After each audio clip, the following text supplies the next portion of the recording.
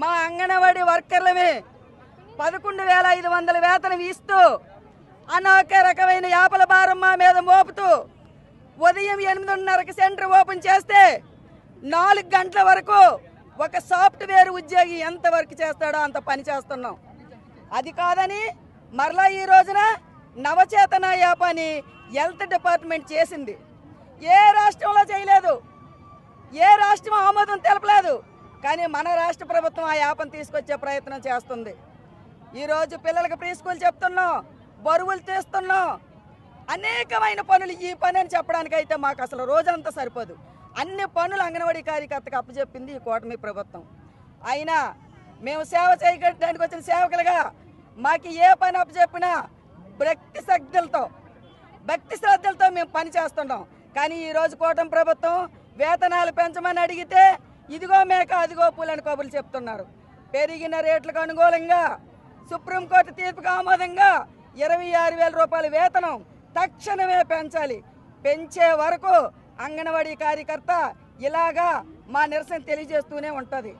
అయ్యా మేము గొంతమ్మ కోరికలు కోరలేదు. అయ్యా 11,500 జీతం ఇచ్చి సంక్షేమ పథకాలను కట్ చేసావు. హెల్పర్కి 7,000 జీతం ఇచ్చి ఆవిడకి వచ్చి వీడియో పెన్షన్ కట్ చేసావు. ఏంటి దుర్మార్గం అని అడిగితే ఎవరికి దగ్గర స్పందన లేదు. ఇది మహిళా ప్రభుత్వం అంటున్నారు. మేము మహిళలం కాదా? మేము అంగన్వాడీ కార్యకర్తలం అందరమే 1,10,000 మంది మీ రాష్ట్రంలో ఉన్నాం. 1,10,000 మంది తల్లుల కన్నీరు మనకు తగులుతుంది. ఆ రోజు మిమ్మల్ని మేము ఏరి కోరి దీవించి మేము తెచ్చుకున్నాం. కాబట్టి ఈ రోజున తక్షణమే మా గురించి ఆలోచించండి. కనీస వేతనం 26,000 రూపాయలు ఇవ్వండి. నవచేతన యాపను రద్దు చేయండి. సంక్షేమ పథకాలు మాకు అమలు చేయండి. మేమేమి గొంతమ్మ కోరికలు ఏం కోరలే. మూడు కూడా సాధారణమైన ఒక కుటుంబం జీవించే జీవనోపాధికి అవసరమైన అడుగుతున్నాం. ఇవాళ మా పిల్లలకి ఫీజు రియంబర్స్మెంట్స్ లేదు. మా పిల్లలు అధోగతి పాలైపోతున్నారు. మా భర్తలు ఆటో డ్రైవర్లు అయితే వాళ్ళకి సంక్షేమ పథకం అమలు అవ్వటం లేదు. ఒకవేళ ఫిషర్మెన్కి సంబంధించితే అమలు అవ్వట్లేదు, రైతుకి సంబంధించితే అమలు అవ్వట్లేదు. ఇది దుర్మార్గం.